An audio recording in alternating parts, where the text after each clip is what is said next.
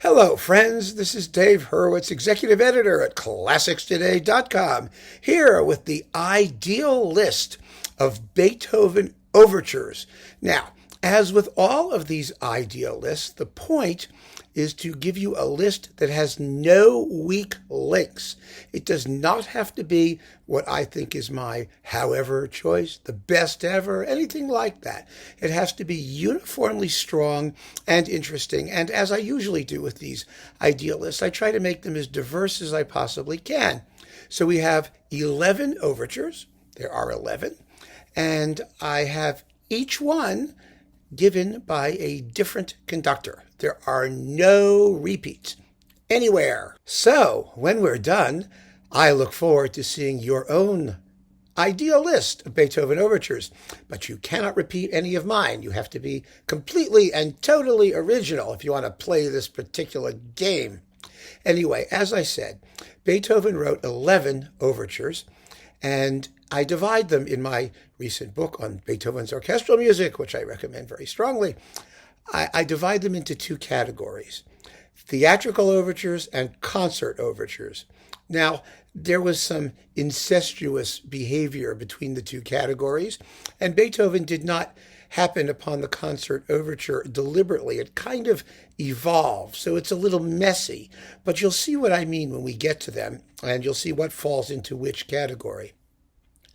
Now, Beethoven's overtures have some features in common, all of them, which are very, very interesting and tell us quite a bit about his style as a composer and how he operated, and also about what the future of symphonic music was going to be, because all of his overtures have certain formal similarities. First of all, none of them have exposition repeats. That is, they're basically sonata form pieces. That is, sonata form, exposition, development, recapitulation, coda, something like that. But they have no internal repeats, which is extremely unusual in sonata movements. But it's not unusual in the overture format, the theatrical overture, which is where the concert overtures came from. They were a natural outgrowth of the theatrical overture, as you will see. And the reason for that is really pretty straightforward, because it's an overture. It's not a large abstract work that needs to take up more time. It's something that's supposed to set the scene for something that comes afterwards. So you don't want to have repeats. Many of them do not have development sections. Also, they simply have a link that leads you back to the beginning. Now, Mozart quite often did this. The Marriage of Figaro overture is the locus classicus for the theatrical overture with no development. It's a fast sonata form movement that simply goes A, B, A, B, basically, with a coda. But that's all it does. And again, the reason there's no development is because you don't want to upstage what is going to come later. And one of the reasons Beethoven invented the concert overture is because some of his theatrical overtures did have developments, and he decided that, well, because they were so developmental, they really didn't belong in the theater. But they're wonderful, so they belong in the concert hall, and voila! Concert overture. And you know which ones they are. They're the Leonora overtures that he wrote for his opera Fidelio, or Leonora, as it was originally called, or at least a couple of the Leonora overtures, because they fall in both categories. And again, we'll get to that in a moment. But my point is that there is a formal aspect, which is extremely important for the future history of music, because music also, which is programmatic, that is, which tells a definite story, does not really have room to go back and start over again from the beginning or repeat a whole second half of something. It has to start at the beginning of the story and end at the end of the story. And in an abstract instrumental format, you can get away with that. You can do it because you're going to want to follow the development. And you're only talking about feelings and emotions and things that are far less specific than, so-and-so is in the army and he goes and has an affair with the guy's wife and they murder him. And, that's a very different kind of thing from what you find in a normal symphonic movement.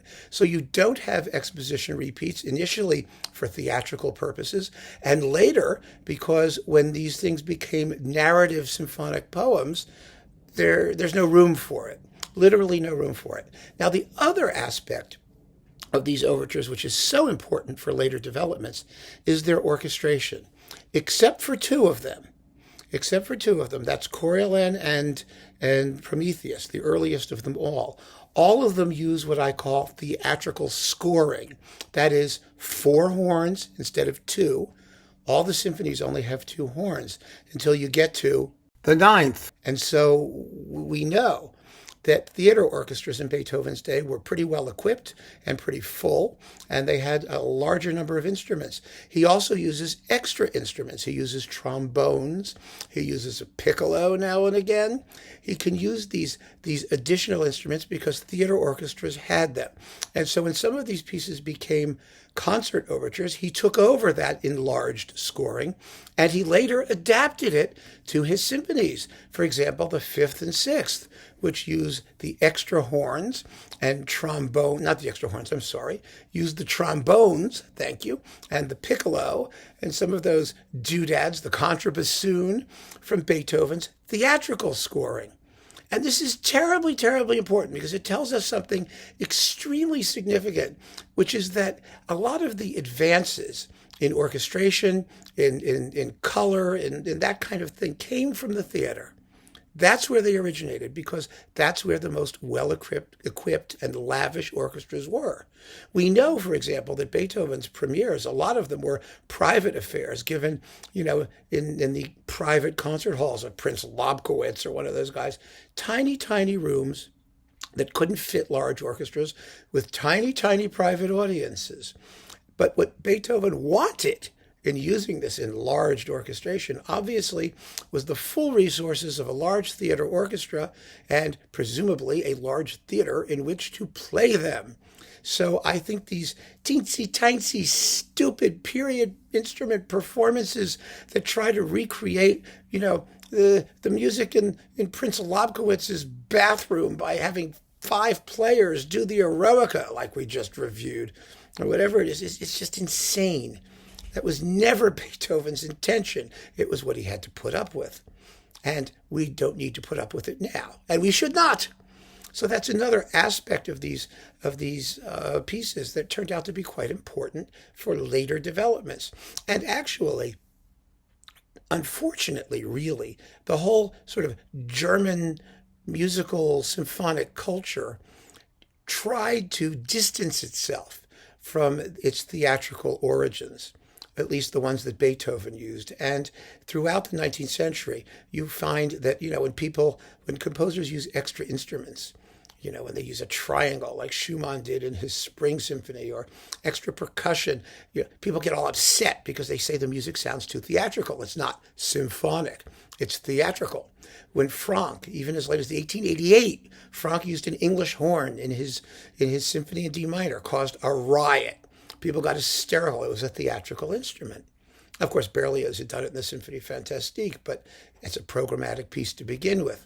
So all kinds of strange conventions arose merely from the fact that orchestral color, was originally a theatrical thing, and trying to distinguish between that which was abstractly symphonic and therefore better and higher and more noble and more profound, and that which was programmatic. And we all know where that went. You wound up with Brahms versus Wagner, even though Brahms always used trombones and often a contrabassoon and sometimes a tuba and a triangle once in a while. He was not averse to his own borrowings from the theater, but then by the end of the 19th century, that was a little bit less controversial. So keep all of this in mind as we talk about these pieces. And I'm just going to go through them now one at a time and let you know what the ideal performances are. Ideal, again, meaning no weak links, not the best in the universe, just no weak links. So let's start. These are all in roughly chronological order, but in 2 piles, the theater pile and the concert pile. So, theatrical overtures. We start with the Creatures of Prometheus.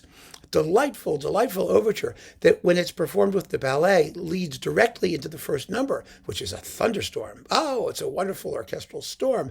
But in concert, there's a concert ending, and it's always been a popular, delightful little piece. It's quite similar, in fact, in some respects, to the Marriage of Figaro overture, although it does have an introduction and whatnot. Often these overtures do have introductions. And my choice is Antal Dorati with the London Symphony on Mercury Living Presence, because Dorati was a splendid and underrated Beethoven conductor, and he made his initial career as a ballet conductor. And so it's a ballet, Prometheus, and this is the overture. And what a delightful and bubbly overture it is. And this disc contains Beethoven Symphonies 5 and 6, fabulous performances of both of those. So why the hell not get the Prometheus overture here? And of course, you can always download these things. I'm not worried about crazy duplication and whatnot. You can hear them all online or through streaming services or whatever you want to do. So I'm not going to worry about finding like one disc that has them all or just a couple. That's a whole nother topic. Maybe we'll do separately Beethoven overture discs, and we can talk about a big pile of those. Anyway, next comes Egmont. Now, Egmont is a very, very interesting case.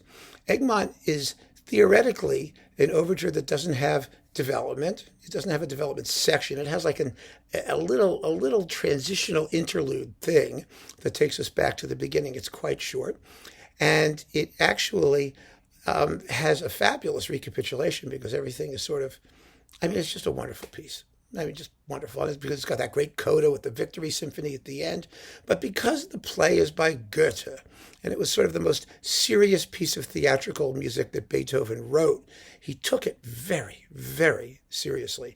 And so although there's no formal development, the entire overture is a development. In a sense, both its main themes come from the introduction.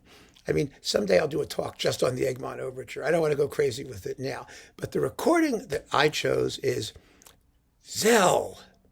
Yes, Zell, George Zell. Zell with a Z, because every time I do that, one of you snotty pronunciation buffs gets on their comments and says, oh, it's Cell. It's pronounced Cell in Hungarian.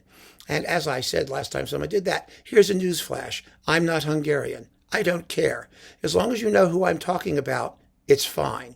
Anyway, it's George Zell with the Vienna Philharmonic. This is a live concert on Orfeo with one of the great fifths and one of the great third piano concertos with Emile Gilels. It's just fabulous. Great, great, great, great disc.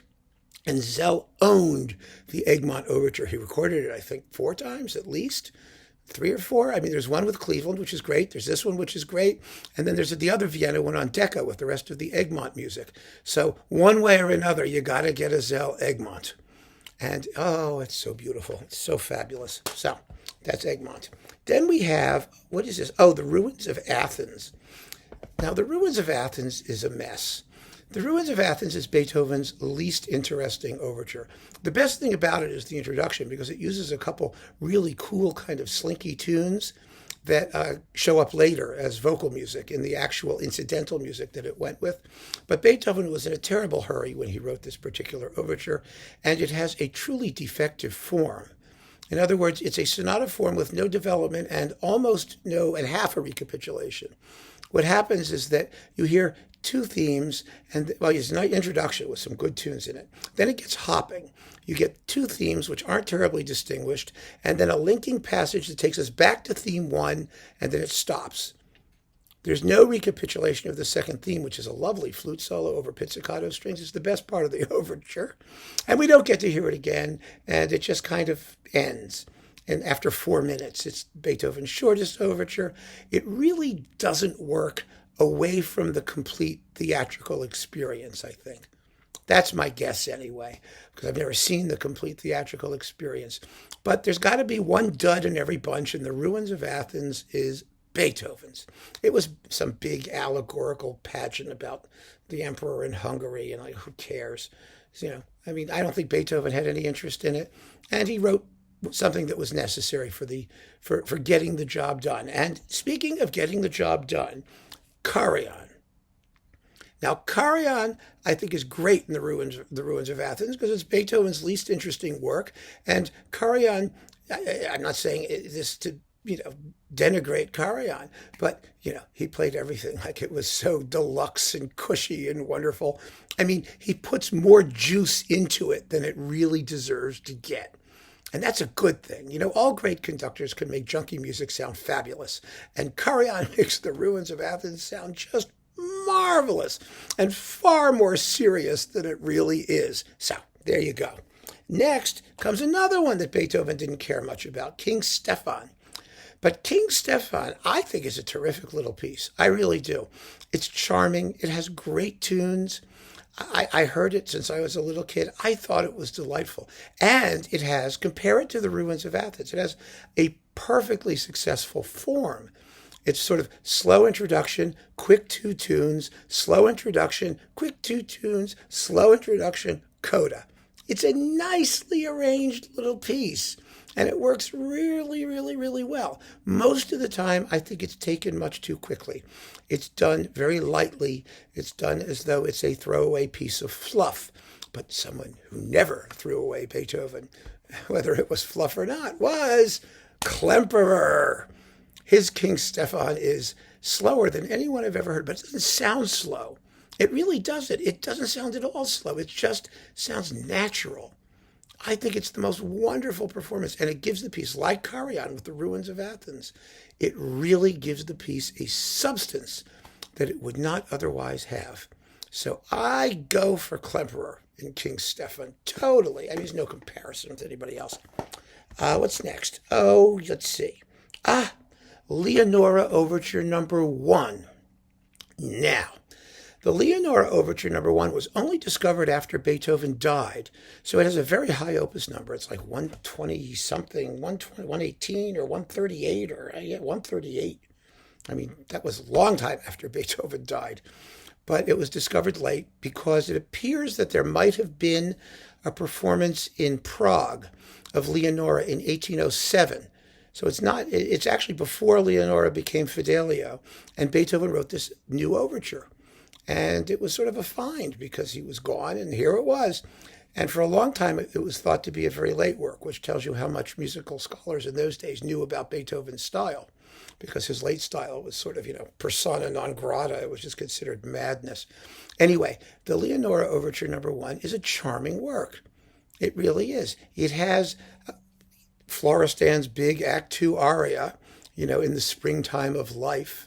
And in Frühlingslebenszeit, something, I don't know, it's all those big, long German words. But it's a beautiful little overture with that tune in the middle of it. Instead of the development section, you have a slow insert with Florestan's big aria, not in the actual final form, in which we know it in Fidelio. The tune is a little bit different. I always loved the name Florestan. I always thought that was an ingredient in toothpaste. And it was only much later that I realized that that was actually a proprietary ingredient in toothpaste. It was really stannous fluoride, but Florestan might as well be an ingredient in toothpaste. And it's a beautiful aria. And Leonora number 1 is a terrific little overture. And Dausgaard. Thomas Dausgaard. Wonderful performance, period instrument-y style, full of bounce and liveliness, and it's theatrically very effective, and this is a beautiful performance. And it comes with the Pastoral Symphony and Leonora Overtures 1, 2, and 3. So you get your full dose of Leonora. That's a beautiful record. The whole series is wonderful. It's the complete Beethoven orchestral music on CMAX. And again, hard to find, kind of pricey, but they're really good performances of their type. Finally, the last actual theatrical overture that Beethoven ever wrote was the overture to Fidelio. Yes, the overture to Fidelio.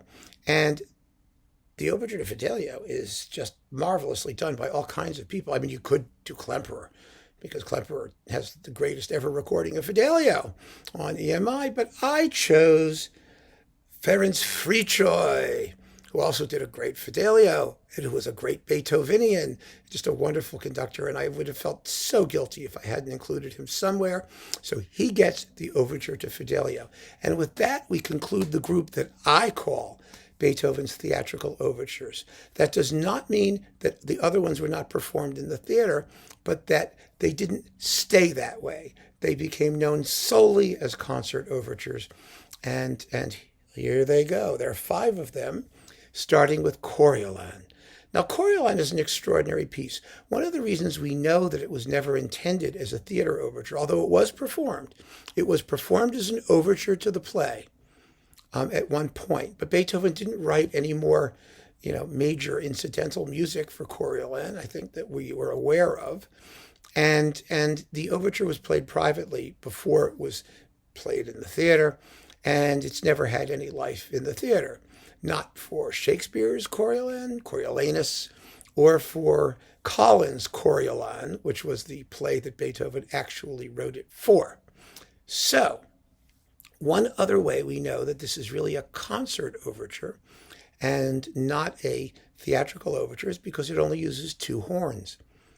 Beethoven could not have intended it to be played in the theater because all of the others have bigger orchestration.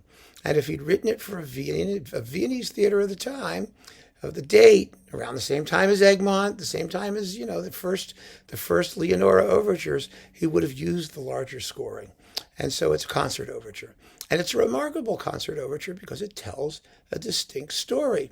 You have two elements. You have Coriolan or Coriolanus himself, the general, and you have the female element, his mother and his wife, who are begging him not to exact vengeance by betraying the Romans to the Volscians or the Volusians or the Voluptuans or whatever they're called. And of course, he doesn't succumb to that. He's just neurotic and angry. He's a musical temper tantrum, and the ladies are very sweet. And the development section, which is quite substantial, is a neurotic bunch of pacing and hand-wringing where he's trying to make up his mind what to do. And the recapitulation is quite regular. And in the recap, because it's a nasty minor key, C minor, I think, the music turns to the minor as the women fail to dissuade him. But then at the very end, he realizes that he's betraying his beloved Rome, and so he kills himself. Now, in Shakespeare, he's assassinated. But there's a big controversy in Coriolanus circles about whether or not Beethoven really seriously had Shakespeare in mind. That's the English theory, because the English can't imagine anybody not having Shakespeare in mind for anything that Shakespeare might have done or thought of. But no, we know that it was Collins' play that Beethoven had in mind because the overture definitely ends with suicide. You can tell the way that overture ends. Bloop, bloop, bloop, bloop, bloop, bloop, bloop. There's no assassination there. If it had ended with an assassination, as Shakespeare said, then Beethoven would have had to introduce another character to do the dirty deed. And there are no other characters. There's only the ladies and Coriolanus himself, and he does himself in at the end of the overture. I mean, it couldn't be more graphic. And fascinatingly, since we just talked about that recently, the end of Coriolanus, the way he does himself in, is extraordinarily similar to what we hear happen to Macbeth in the Richard Strauss tone poem quite a bit later. He kind of steals the end of the Coriolanus overture when Macbeth gets his as well. It's very interesting. So, who has the ultimate Coriolanus overture? Well, this is, I think, the ultimate Coriolanus overture. Coriolan overture, pardon me. Charles Munch in Boston. Boy, is this exciting. Oh, my God, is it exciting. And sharp and razor tight and vicious and vengeful. And oh, it's just amazing. With incredible playing from the Boston Symphony. If you have not heard this, you have not heard the Coriolan Overture. I did a video on just this performance, the greatest ever Coriolan, it was called, or something like that. And it still is. So that's a concert overture, which later became, of course, the symphonic poem. And Beethoven was one of the guys who invented it. The first symphonic poem, by the way, that really I would call a symphonic poem was Haydn's The Representation of Chaos from the Creation. That is a symphonic poem, if ever there was one, except that it leads into the larger work, whereas here, it's a completely independent piece, and the rest, as they say, is history. So after Coriolan, we get, Leonora Overture number 2. Now, the Leonora Overture number 2 was the original overture to Leonora. And Beethoven had a real problem with Fidelio. And the problem with Fidelio was that the first half is just a stupid little Singspiel. And the second act, which takes place in the dungeon, is where all the good stuff happens, where it's very serious. And Beethoven was totally inspired by the end of the story, by Leonora's rescue of her husband and pointing a gun at, Pizarro's head and, holding him prisoner till, the good guys arrive. The cavalry shows up with the offstage trumpet and, he just loved that. And so he designed the overture as a reflection of all of that. The problem was that having this magnificent, very long, 16 minutes, having this enormous overture totally blew away the whole first act, which is just a cute little, Rocco is the jailer and his daughter is in love with Leonora because she's dressed as a guy, and it's a comedy. It's a light comedy until the very end, until the prisoners come out, and but it really is. And so Beethoven gradually realized that having this enormous overture, which basically tells the whole story, it's very programmatic, would not be suitable as the prelude to the opera. So his first inclination was to revise it and fix it up. But in doing that, he made it so much more dramatic that it was even worse. It was Leonora Overture number 3. Even worse as an overture to the opera. And so it took him a little bit of time to realize that the best prelude to the opera was something that led into the first act rather than something that completely gave away the ending in the first 15 minutes. And so we have Leonora Overtures numbers 2 and 3. And I think number 2 is one of the most curious of all of Beethoven's works because, of course, we all know number 3, or we know it much better. And number 2 has all the same themes. So it sounds like number 3, only not. And it's very disconcerting. It also has a very, very strange form because it's extremely narrative. It really tells a story. So it has this huge development section. First of all, it takes forever to get going. Unlike number 3, Beethoven tightened it up so much that the sequence of events is so much more exciting in number 3 than it is in number 2. And then number 2 has this big, long development section full of incident, all kinds of climaxes and things and comings and goings. And so by the time he gets to the recapitulation, he doesn't have room for one. There isn't one in Leonora Overture number 2. He cuts directly to the coda, which sounds a little bit like the one in number 3, only less exciting. And that doesn't mean it's not a good work. You see, if we didn't know that Leonora number 3 existed, we wouldn't have anything bad to say about number 2, except for the very strange form, missing the recapitulation entirely. So it's not a overture in the traditional sense, that is, sonata without development. It's sonata with development, huge development, and no recapitulation. But the reason it doesn't have one is because A, it was getting crazy long, as it was, way too long, and B, Beethoven obviously did not want to create what he would have considered a self-standing closed form, as in a symphony, because it was still at that point an operatic prelude. And so the concert overture that we know is this odd hybrid, a hybrid sort of theatrical thing and concert thing. And my choice for Leonora Overture number 2 is Bruno Walter. This is such a nice, refreshing, lovely, unpretentious. It's not trying to be Leonora Overture number 3. He's content to present it as the perfectly splendid, delightful work that it is as Leonora number 2. And so I think, if you have the Bruno Walter box, of course you have this, go listen to it. It's really, really good. And it's a beautiful performance. So, Walter for Leonora number 2. Then we come to Leonora number 3. After Egmont, probably the most famous of all the Beethoven overtures. And, oh God, I love this piece. It's so fabulous.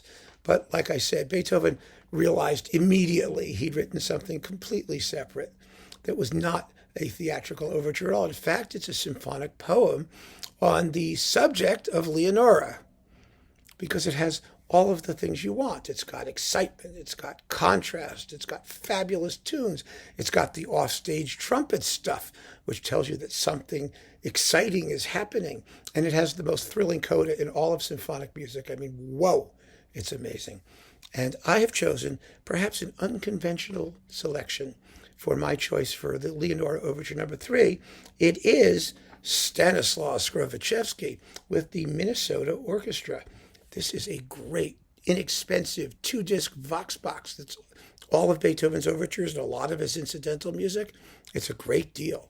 It really is. It's a great deal. The performances are marvelous. Absolutely marvelous. And just to show you how marvelous, I'm going to play you the coda of the Leonora Overture number 3. It will knock your socks off. You're not going to be able to listen to anyone else after this. Just give this a shot. It's phenomenal.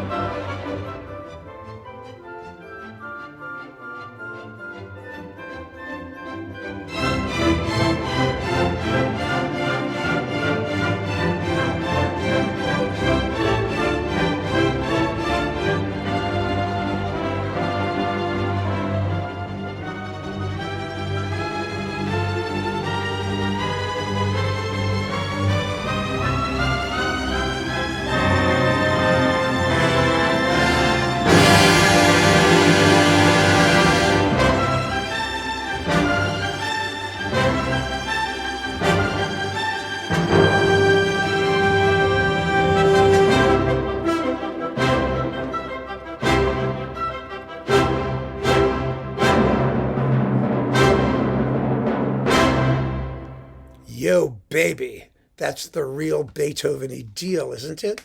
Don't you just love it that he doesn't shy away from that fabulous dissonant chord? It's like some awful thing. It's like a minor ninth or some strange interval, and it's just crunching, fabulous dissonance, and he just nails it. I mean, he just, come on, guys, give it to me, give it to me. You see so many performances of this overture where that climax is just, it's, remember my little talk on why don't orchestras play loud? I mean, there are moments when it's just supposed to make your hair stand on edge. And it's not a question of taste or vulgarity. I mean, look at the dissonance. Look at what Beethoven's doing. It's supposed to peel the paint. And this is the peeliest, paintiest version on disc. Mark my words. So there you go. Skrovichevsky, Vox, great deal. The whole set, it's just a great deal. And you get like all the other overtures, and they're wonderful. So then we have two more left. And these two concert overtures really are concert overtures. They're abstract concert overtures. One is Namensfeier, which is the Name Day Celebration Overture. Now, the Name Day, people had, the Name Day is the birthday or the day of the particular saint who you are named after. Get it? That saint has a day in the liturgical calendar. And if you're named after that saint, then the saint's day is your name day because you're named after the saint. Get it? So Emperor Franz Joseph II, whatever one of them was sitting around on the Habsburg throne, was named after, I don't know, Saint Marvin of Ronkonkoma, some saint. And this was his day. And Beethoven was supposed to write an overture for it, but he didn't get it done in time, as usual. He was a year late. And so he just called it Grand Overture in C for any suitable occasion. And it really is. And we call it Namensfeier just to make our lives complicated. Overture in C would have done just fine. Now, the overture in C would have been so inappropriate for the Emperor's Name Day because the whole piece is this sort of heavy-handed German tarantella-like thing in 6/8 time with all kinds of tricky little rhythms. It's so much fun. Oh my goodness, it's great. It's not a particularly well-known piece. It's sort of the underdog of all of these overtures, and I'm not sure why, but I just think because maybe it's too rude and too slapstick. It's a wonderful, wonderful piece. sit down someday. It's like 7 minutes long. Just sit down and listen to it. And you'll think, gee whiz, this is Beethoven? I mean, all these years, I've never really paid attention to this overture. You really should. I picked for this one David Zinman with the complete, this is another 2-disc set. It's got the complete overtures. And you get all 11 of them. 1, 2, 3, 4, 5, 6, 7, 8, 9, 10. Yes, there are 11. I counted correctly. These are period instrument style performances. That is fast and light. I don't like them all equally because I think in things like Coriolan and Egmont and Leonora 3, they just need to have more weight and more power. But for the name day, the jolly ha name day, Zinman is just terrific. It's a delightful, breezy romp. And that's all Beethoven intended. However, we have one overture to go, and that's the consecration of the house. Die Weihe des Hauses, or whatever the heck it's called in German. Oh my goodness. This is such a bizarre piece of music. An absolutely wonderful, wonderful piece of music. It consists of a march, beautiful hymn-like march with trombones, very grand, first in the distance, then becoming nice and loud and weighty. Then trumpet fanfares with really fast bassoon runs underneath, which Tovey described as the sound of hurrying feet, which really kind of does sound like that. An impossible passage to balance, because the trumpets and drums are supposed to be forte, fortissimo, and the bassoons are supposed to cut right through, and there's just no way. And so in most recordings, they mute down the fanfares to make them sound like more from a distance, which is wrong. I think you should just mic it somehow, however artificially you need to do it so that everything's in balance. But anyway, so then you get the bassoon thing, and then you get this repeated sort of hustle and bustle and excitement. Like maybe people are going into the theater, the house that's getting consecrated. It's a new theater dedication is what it was. And then there's a fugue, a huge double fugue with Handel's style. It's Beethoven imitating Handel or channeling Handel, which doesn't sound anything like Handel, by the way. And then a big 2 or 3 minute long coda. And that's what it is. There's no particular reason why it should do any of the things that it does, but it all hangs together, and it is first-rate Beethoven. But more importantly, it's the only late orchestral work we have that really exploits that contrast between sonata style in the coda and rhetorical Baroque contrapuntal style in the main body of the fugue. This is what he was doing in his late piano sonatas and string quartets. The Grosse Fuge or the Hammerklavier Sonata with the fugal finale. Beethoven was fascinated with this contrast between drama and rhetoric, between sonata, goal-directed tonal motion, and stand in place and argue, which is what a fugue basically is.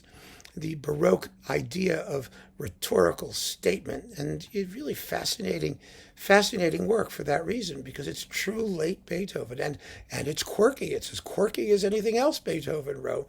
I just love it. I love it so much. Someday I'm going to do a talk on nothing but this overture, and we'll take it to pieces and see if we can figure out a little bit anyway what makes it tick. It's so much fun.